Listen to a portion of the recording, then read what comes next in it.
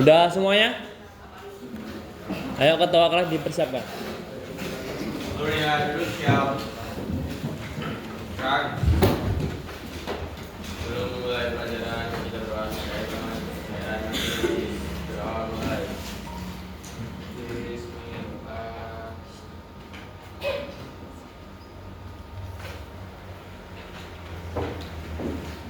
Waalaikumsalam. Beri salam.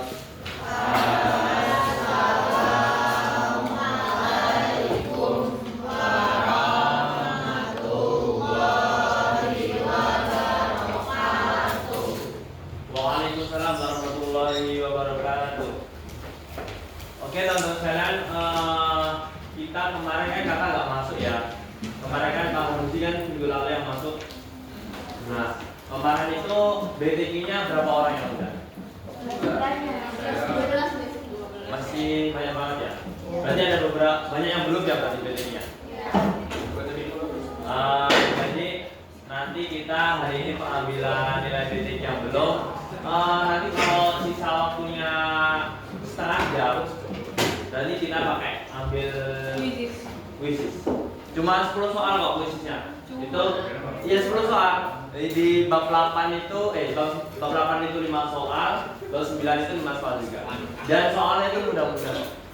Ini cuma latihan doang, nggak dapat apa buat persiapan kalian untuk Nilai, nggak ada nilainya kan? Enggak. Nilainya nggak ada bener nggak? Jadi nilainya nanti pas BTQ. Oh ya. Itu buat bahan acuan kalian. Yang itu. Oke teman-teman sekalian, nanti hari ini kita akan mengambil nilai BTQ. Yang belum silakan maju, yang udah. Bahasa dua ya. Di sini aja nggak apa-apa. Ya, mungkin disiapkan kursi 1 untuk ke depan untuk pengambilan nilai BTQ. Oh ya. Abas mau nanya bahasa betul Mas? Itu mempunyai penjelasan masing. Jadi di sini kita akan sesuai dengan yang di buku. Penjelasannya seperti ini. Jadi kalian udah tahu sendiri al-qiyatu al-khamsah adalah terdiri dari 2 kata ya. Yang yaitu al-qiyatu dan al-khamsah. Al-qiyatu adalah prinsip dasar dan khamsah itu adalah artinya 5. Maka dapat disimpulkan bahwa al-qiyatu al-khamsah itu 5 prinsip dasar dalam hukum dalam ajaran agama Islam, dan yaitu menjaga agama yang telah kalian sebutkan tadi dan teman-teman kalian sebutkan tadi. Bahkan sumber utama dan pokok agama Islam adalah Al-Quran yang berisi akidah, ibadah dan akhlak. Jadi maka daripada itu teman-teman sekalian nanti akan menjelaskan secara detail lagi untuk persoalan yang akan berikan nanti setelah baca zuhur, yaitu isi perbedaan isi dari kelima prinsip dasar tersebut. Jadi yang pertama ada al-qiyatu hududin, menjaga agama. Kalian udah tahu semua, kemarin pengen kakak dengarin ya dari teman-teman sekalian tentang menjaga agama itu bagaimana. Kakak boleh menuju ini? Ini namanya hududin. Fahri coba, menjaga agama itu apa?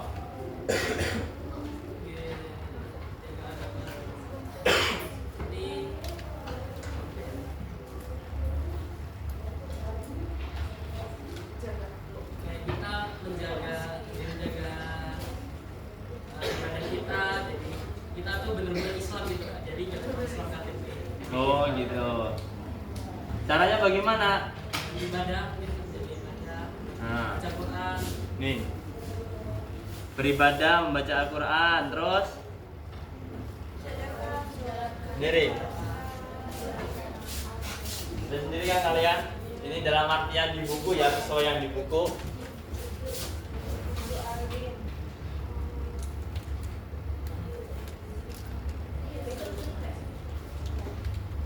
Nah, coba Farid dibaca.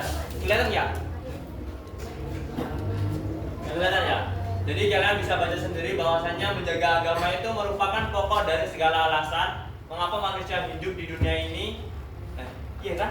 Mengapa manusia hidup di dunia ini? Oleh karenanya menjaga agama lebih diutamakan sebelum menjaga hal-hal lain. Allah Subhanahu wa taala pernah berfirman, "Wa ma khalaqtul jinna wal insa illa liya'budun." Aku tidak menciptakan jin dan manusia melainkan agar mereka beribadah kepadaku. Maka dari itu teman-teman sekalian, menjaga agama itu yang paling diutamakan dan yang paling terlebih dahulu sebelum menjaga hal-hal yang lain. Bahkan dalam penjelasan ini agama juga menjadikan satu-satunya alasan Allah Subhanahu wa taala menciptakan alam semesta yang ada di dunia ini beserta isinya. Agama juga merupakan intisari kehidupan yang sedang berjalan di alam ini. Alur logika mengapa Hifdzuddin lebih diutamakan daripada lainnya adalah sebagai berikut. Untuk apa hidup sejahtera, memiliki keturunan yang banyak dan baik, hidup serta kecukupan kalau akhirnya masuk ke neraka. Itulah kehidupan manusia yang mana diibaratkan seperti ini. Kalau pernah kita belum tentang seorang pemotong kayu, belum ya? Jadi kayak teman-teman, kehidupan kita tuh ibaratkan ada sebuah cerita seperti kehidupan kita tuh ibaratkan contoh orang yang tukang memotong kayu. Pada suatu hari ada tukang memotong kayu itu ingin bekerja kepada seseorang yang mempunyai lahan yang sangat luas dan mempunyai pohon jati, pohon akasia yang sangat banyak sekali. Dan ketika itu tukang pemotong kayu pun bekerja di orang tersebut yang mempunyai lahan yang luas, yang mempunyai pohon jati, pohon akasia yang banyak, dan dia bekerja di tempatnya itu. Dan di hari yang pertama dia bekerja dengan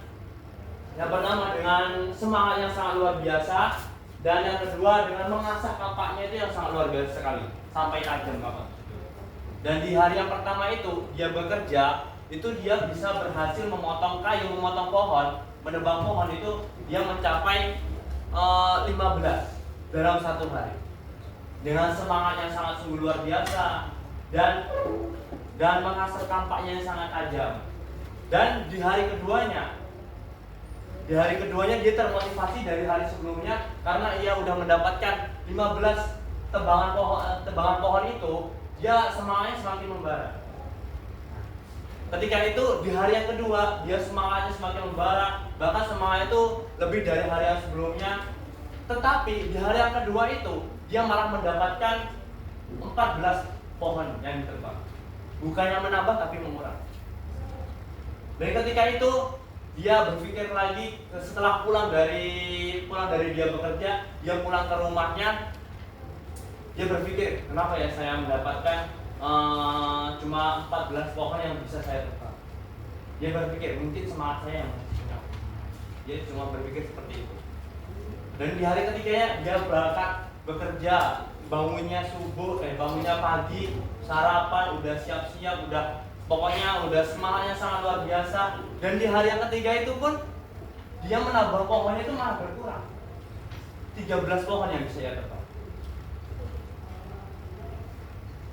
Dia berpikir seperti, dan di hari kedua apalah yang kurangannya saya? Padahal semangat saya udah luar biasa. Sarapan sudah, minumnya udah sangat banyak sekali. Saya kecukupan saya udah sangat cukup sekali. Bahkan di hari yang keempat dia berangkat lagi seperti halnya di hari ketiga lagi dengan semangat sangat luar biasa. Dia cuma mendapatkan 12. Apa yang bisa diambil dari kisah tersebut? Jadi setelah kejadian tersebut dia bertanya kepada orang yang memiliki lahan dan pohon-pohon tersebut. Dia bertanya, kenapa ya Pak, saya semakin hari semakin murah? Dan Bapak itu menjawab, apakah kamu sudah mengasah kampakmu? Apakah kamu sudah mengasah kampakmu? Apakah kampakmu itu sudah tajam? Jadi satu kampak untuk menebang satu pohon, ketajamannya itu mengurang 10%. Percuma kalau kehidupan kita cuma dengan semangat saja, tanpanya adanya tajamnya sebuah kampak, tajamnya dalam kehidupan kalian, kebutuhan kalian dalam kehidupan sehari-hari. Ibaratnya kebutuhan kita itu apa? Menjaga agama kita, menjaga sholat kita, sebagai kita seorang muslim, sebagai mempunyai tanggung jawab untuk melaksanakan sholat. itu ibaratnya seorang tukang kayu itu tadi. Jadi saya harapkan kita mengambil simpul sebuah contoh dari seorang kayu tersebut tadi, bahwasanya kalau kehidupan kita cuma diisi dengan semangat kerja keras, itu sama aja bohong tanpa adanya ketajaman. Ketajaman itu ibaratkan tanggung jawab kita sebagai seorang muslim. Jadi percuma kalian bekerja keras, bahkan yang saya sampaikan tadi, ketajaman kampanye itu bisa berkurang 10% ketika kita memotong satu pohon. Jadi pada pola pembelajaran hari ini kita bisa mengambil sebuah materi tadi. Jadi kehidupan kita tuh harus bisa diimbangi dengan sebuah tanggung jawab kita. Jadi gitu. Jadi teman-teman sekalian, saya harapkan tadi dalam menjaga agama kita harus menjaga agama kita sebaik mungkin. Udah paham ya tentang menjaga agama?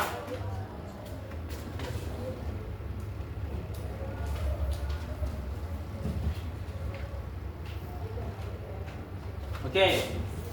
Selanjutnya kita menjaga jiwa. Ada yang masih ingin menjaga jiwa? Coba bacakan. Dewa Andra. Bacakan ini coba. Setelah menjaga agama, kewajiban selanjutnya adalah menjaga jiwa atau keberlangsungan hidup manusia. Istilah memberi peringatan yang sangat tegas terhadap semua perbuatan yang dapat menyebabkan hilangnya nyawa seseorang. Perhatikan firman Allah Subhanahu wa taala dalam surah Al-Maidah. Langsung aja ke ini. Islam melindungi. Islam melindungi hak hidup manusia, bahkan terhadap janin dalam perut seseorang ibu hamil yang meninggalkan dunia sementara bayi masih ada di perut, maka boleh dilakukan operasi bedah demi menyelamatkan nyawa bayi tersebut. Menjaga nyawa juga dijadikan alasan diberlakukannya hukum Kisos terhadap setiap perbuatan pidana yang mencederai tubuh orang lain. Ini menjadi bukti bahwa nyawa jauh lebih penting dari yang lain. Termasuk dari menjaga jiwa adalah merawat kesehatan badan dan rohani manusia. Sebab dengan kesehatan yang prima akan dapat melaksanakan ibadah dan tugas harian dengan baik. Oke. Jadi teman-teman sekarang udah tahu menjaga jiwa itu apa aja, terutama menjaga nyawa. Menjaga jiwa itu termasuk menjaga nyawa. Bahkan di Indonesia itu menjaga nyawa itu sangat diprioritaskan. Bahkan ada sebuah undang-undang itu namanya HAM, hak asasi manusia. Itu udah ada. Bahkan ketika bahkan sekarang banyak suatu permasalahan yaitu tentang kayak pelecehan seksual, bahkan permasalahan saling membuli. Itu kalau orangnya itu bisa mengurus dalam sebuah dalam sebuah undang-undang, orang atau pelaku itu bisa ibaratnya dijerat hukuman, bahkan bisa dijadikan duit kalau orang akal-akalan. Iya, beneran saya nggak bohong, karena dulu waktu saya di pondok itu pernah nih, ketika di pondok saya tuh teman-teman sekalian, ada kakak kelas saya itu tuh cuma bangunin ketika waktu subuh, dia itu bangunin pakai sajadah, tapi si anaknya itu ngakunya dipukulin, padahal si anak itu tuh kena tahu tongket yang di sawah itu kan kalau kena kencingnya itu kan luka kan. Nah, dia dengan alasan dirinya kena ini sama pengurusnya. Nah,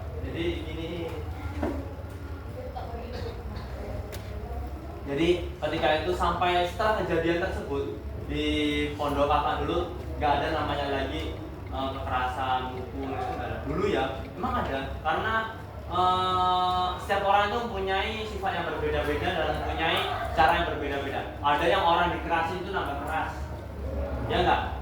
Ada yang diomongin tapi dia masih tetap ngelakuin. Ada yang orang diomongin dia luluh hatinya. Beda-beda, setiap orang tuh mempunyai sifat yang berbeda-beda. Bahkan saya kalau kena hukum, kena apapun itu, saya nggak suka namanya kalau diteriakin. Kalau saya diteriakin itu rasanya gimana gitu sama orang tersebut. Karena setiap orang tuh punya beda-beda. Ada yang secara lembut, dia langsung meluluh hatinya. Bahkan ketika di situ setelah kejadian itu di pondok kakak tuh nggak ada kekerasan. Bahkan orang yang apabila seorang pengurus melakukan kekerasan itu langsung dikeluarin dari pondok. Nah, maka dari itu bahkan di Indonesia itu sangat kuat sekali tentang hak asasi manusia. apalagi tentang pelecehan seksual saling membuli itu jangan sampai di antara kalian, karena itu udah diajarkan dalam ajaran agama Islam, kita jangan saling membuli.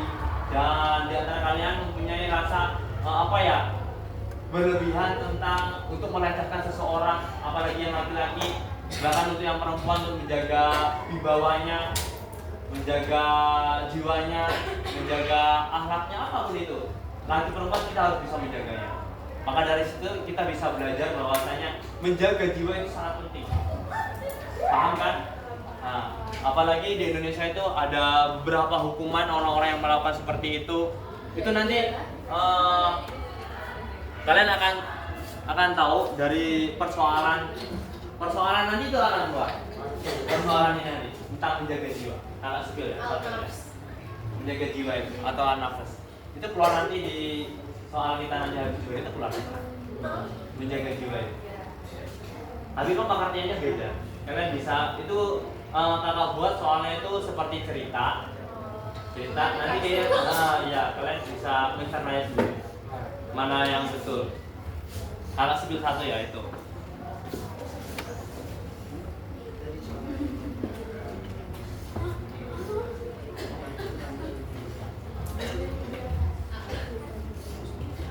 Oke, selanjutnya menjaga akal. Teman-teman sekalian bisa tahu kan menjaga akal itu bagaimana? Coba dibaca ini yang depan. Kamu siapa namanya? Aura, baca Aura. Kelihatan ya? Setelah menjaga agama dan menjaga jiwa, selanjutnya yaitu menjaga akal. Akal merupakan karunia agung dari Allah SWT. Akal itulah yang membedakan manusia dengan hewan ataupun makhluk lainnya. Oleh karena itu Allah memerintahkan agar menjaganya dan menggunakan akal untuk memperoleh ilmu pengetahuan supaya akal tersebut terjaga. Maka Allah melarang keras segala sesuatu yang dapat melemahkan dan merusak akal pikiran. Langkah yang tepat dan efektif untuk menjaga akal dapat dilakukan sejak masa kanak-kanak.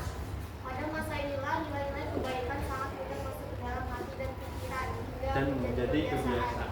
Oke, terima kasih. Jadi teman-teman sekarang bisa mengambil kesimpulan dari pengertian menjaga akal itu bagaimana dari sini, bahwasanya akal merupakan karunia agung dari Allah Subhanahu wa taala yang bisa dibedakan antara hewan dan manusia. Jadi kita sebagai manusia jangan pernah disamain dengan yang namanya hewan. Karena hewan itu nggak punya akal. Kalau kita mempunyai akal, jangan digunakan akal kita tuh seperti hewan. Ya. Kalian punya akal tapi dikalakunya kayak hewan. Jangan sampai ya. Bahkan di situ dijelaskan juga oleh karena itu Allah Subhanahu wa taala memerintahkan kita untuk menjaganya dan menggunakan akal kita untuk memperolehkan ilmu pengetahuan supaya akal tersebut terjaga. Maka Allah Subhanahu wa taala melarang kelas segala sesuatu yang dapat melepaskan dan merusak akal pikiran kita. Maka dari itu akal kita itu harus digunakan dengan sebaik mungkin. Kalian udah tahu semuanya ya, pembelajaran tentang materi ini itu udah ditanamkan dari orang tua kalian. Ketika kalian masih di kandungan tuh orang tua kalian selalu mendoakan sebaik mungkin. Ketika kalian lahir, disitulah kebiasaan yang akan terbiasa hingga dewasa itu dari mana? Sejak lahir. Itu tergantung kepada orang tua kalian, tergantung kepada ibu kalian. Bahkan anak yang masih 1 bulan, 2 bulan, 3 bulan itu ada pendidikannya sendiri-sendiri. Yang mana kalian nggak tahu huruf ini, kalian nggak tahu. Yang mana kalian nggak bisa berdiri, diajarin orang tua kalian bisa berdiri. Yang mana kalian nggak tahu huruf benda, kalian dikasih tahu orang tua kalian ketika umur berapa tahun atau berapa bulan kalian menjadi tahu. Itu semua ada tahapannya sendiri. Ya, sejak bayi itu ada pendidikan sendiri. Ketika ia baru lahir 1 bulan, 2 bulan, 3 bulan itu ada tahapannya masing-masing. Bahkan ketika kita umur sekarang itu mempunyai tahap sendiri. Bagaimana cara kita menjaga pergaulan kita, bagaimana cara kita beradaptasi dengan teman kita di dunia, di luar sekolahan, bagaimana cara kita mensikapi seseorang, itu ada tahapannya sendiri. Apalagi kalian sekarang udah kelas 10, kalian bisa menyimpulkan tahap-tahap contoh yang baik dan mana yang jelek dan mana yang benar. Jadi kalian bisa menyimpulkan masing-masing.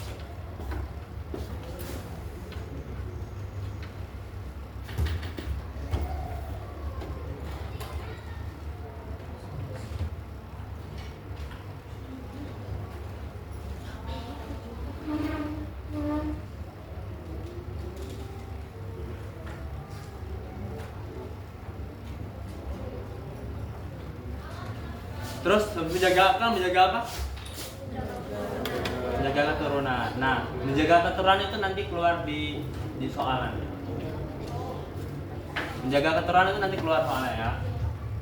Bagaimana cara menjaga keturunan yang baik dan benar itu nanti keluar. Nih. Nah, dibaca ya. Salah satu tujuan agama adalah memelihara keturunan. Syariat perkawinan dengan berbagai syarat rukun dan ketentuannya merupakan salah satu cara menjaga keturunan. Oleh karena itu, Islam melarang perzinahan dan menganjurkan pernikahan. Itu Nabi Muhammad SAW bersabda ya teman-teman sekalian. Kalian bisa lihat sendiri. Itu bisa kalian baca.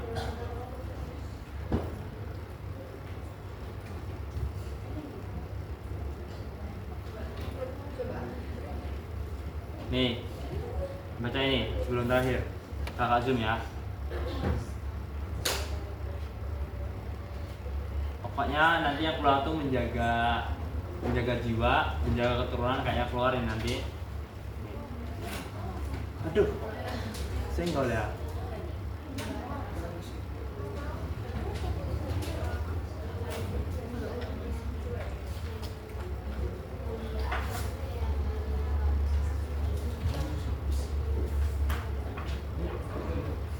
Nah, oke teman-teman sekalian, jadi menjaga harta itu sangat penting ya. Karena nanti bisa baca sendiri karena waktunya udah mau mepet. Pokoknya kakak pesenkan di Al-Qur'anul Awsat kalian pahami tentang pengabdiannya itu nanti bakalan keluar soal-soalnya seperti itu. Kayak studi kasusnya, pokoknya soal-soal ceritanya. Tuh, habis menjaga harta, habis menjaga keturunan, menjaga harta. Itu keluar juga itu dari harta. Berarti kalau menjaga keturunan itu harus memiliki anak dengan pernikahan yang sah gitu ya Pak? Iya harusnya. Jangan Kalau misalnya dia di luar pernikahan itu, ini banyak kejadian seperti ini ya. Orang itu kasihan ya. Saya kalau juga belum paham juga. Biasanya kalau anaknya yang perempuan itu biasanya mati nasabnya, nggak ada nasabnya. Nasab kalau laki-laki masih bisa, tapi kalau perempuan nggak bisa. Kalau hamil di luar nikah, tahu kakak gitu. Jadi apa? Nasab tuh kayak keturunan. Ayahnya dia itu siapa? Kenapa cuma perempuan yang bilang nasabnya Pak? Nah itu kakak belum paham juga itu. Maaf ya, kakak juga belum tahu juga. Kayak apa ya? Karena apa? Kalau nikahnya kakak juga belum apa ya, belum baca materi itu tadi, baca pengertian itu tadi. Kakak juga belum tahu. Setahu kakak itu kayak pokoknya kalau hamil di luar nikah si perempuan tuh gak ada nasabnya, tapi kakak belum baca, maaf ya. Nanti coba harus dulu kakak jelasin lagi ya. Coba kakak searching dulu. Kalian juga bisa searching. HP-nya dikumpul ya? Enggak kan? Enggak. Coba kalian lihat juga. Ada yang tahu nggak? Kakak juga belum tahu. Maaf ya. Kakak juga belum tahu. Tahu kakak gitu. Jadi itulah kita harus bisa menjaga keturunan kita, bahkan menjaga harta. Karena menjaga harta itu adalah poin yang sangat penting juga dari beberapa poin yang di atas sebelumnya tadi.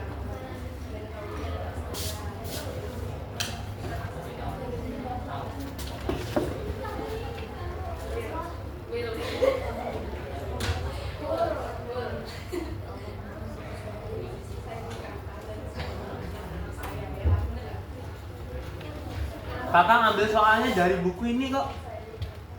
Bener? Ada beberapa dari buku ini. Boleh di-share nggak Pak? Kalian nggak ada bukunya mas? Maksudnya bukunya di-share Pak, bukan soalnya. Hah?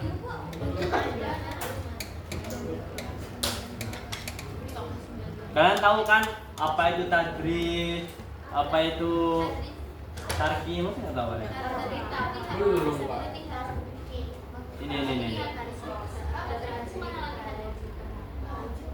Nah, ini. Cara-cara Nabi Muhammad SAW, Nabi Muhammad, cara Wali Songo berdakwah itu mempunyai beberapa metode ya. Yang pertama itu al-mu'adilah dengan nasihat-nasihat yang baik, dengan al-hikmah menggunakan cara yang bijaksana, tadrujing tingkat belajar seorang murid pesantren ya, ta'awun saling tolong menolong dan berbagi ketugasan dalam menyebarkan agama Islam di kalangan para wali. Nah, itu nanti keluar apa itu? Nih kalau wali songo itu ada soalnya dari sini. Keluar ya. Nih.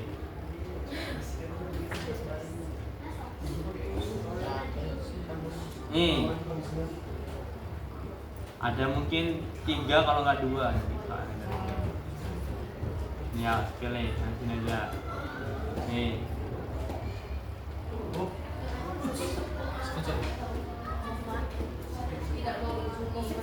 Ini kan udah tahu kan yang kemarin sunan siapa? Yang mau 5 mau hidup. Mau mobil. Nah. Sunan apa? Ampel ya?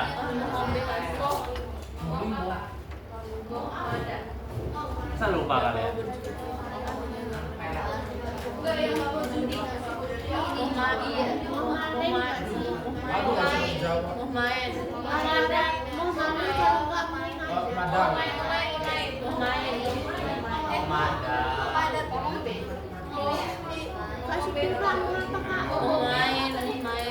Coba nanti ini keluar nih, satu soal ini keluar. Enggak, madon apa enggak? Madon apa? Berarti mau main.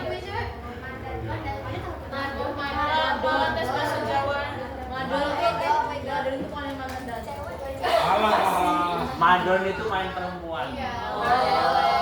Wadon kalau bahasa Jawanya. Wadon. Kalau mobe itu Mobe minum. main perempuan.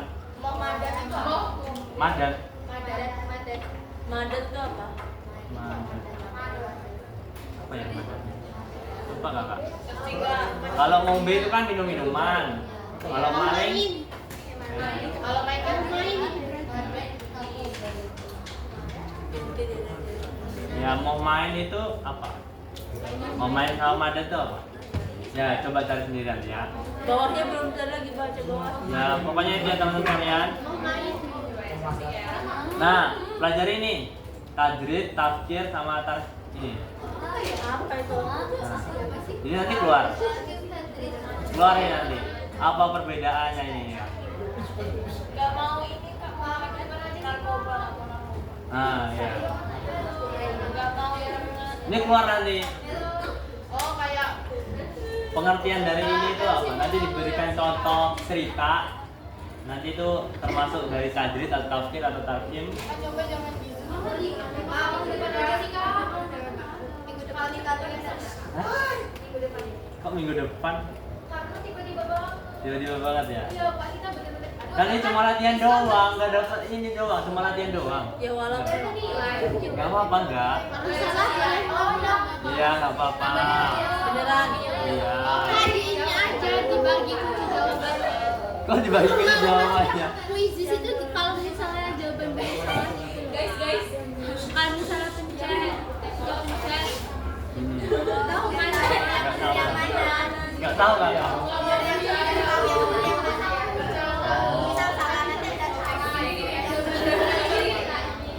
Coba nanti kakak tanya temen kakak ya. Kakak paham orangnya. Oke teman-teman sekalian, nanti dipelajari yang wali songo ya. Wali songo nggak banyak kok, cuma 5 soal. Itu. Jadi latihan soal aja kak. Apa? Latihan soal. Ya latihan soal. Latihan. Iya latihan soal. Kalau ini kan bisa. Kan dari itu udah. Tapi belajar ya, belajar ya. Ya kan pertama ngerjain sendiri-sendiri. Lah, berarti Ini sama aja gak seru loh waktu Iya dong kak, bareng-bareng. Ya kan ngerjain sendiri nanti siapa yang paling tinggi kan kelihatan nilainya. Yang nggak bisa gitu kak. Ya kan coba buat latihan soal doang. Yang kecil dimunculin dong. Gak belajar berarti. Ya, ini buat latihan soal nanti hasilnya lagi di minggu depan. Ya. apa ya? Ada dari kami minggu depan. Ya itu jangan tahu nanti minggu depan ada lagi ya. Jalan aja. Ini cuma latihan soal doang loh. Enggak susah enggak, bener. Enak kok soalnya. Cuma latihan soal doang. Cuma tinggal pencet-pencet aja. Iya. Pakai feeling ya kak. Hah? Pakai feeling. Pilih nggak apa-apa. Kalau enggak tembak aja tembak. Kalau gitu nanti coba dong. Jadi Udah itu teman-teman sekalian ya dipelajari yang wali songo ya. Yang apa kalau tadi ya udah. Jadi al wali songo ya pahami itu aja yang kakak sampaikan dan ditambah sedikit lah. Wali Songo ini siapa aja kak? Ya, Di Songo. ya Sunan ada satu lagi. Sunan Kudus. Loh, Loh. Sunan Kudus itu Sunan Kudus itu mana? Dan juga kakak suka yang terakhir Sunan Kudus.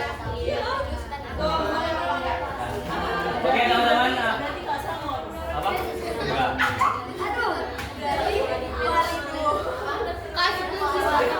Ya itu tadi. Oke teman-teman sekalian dipelajari ya. Nanti kita lanjut lagi pada zuhur.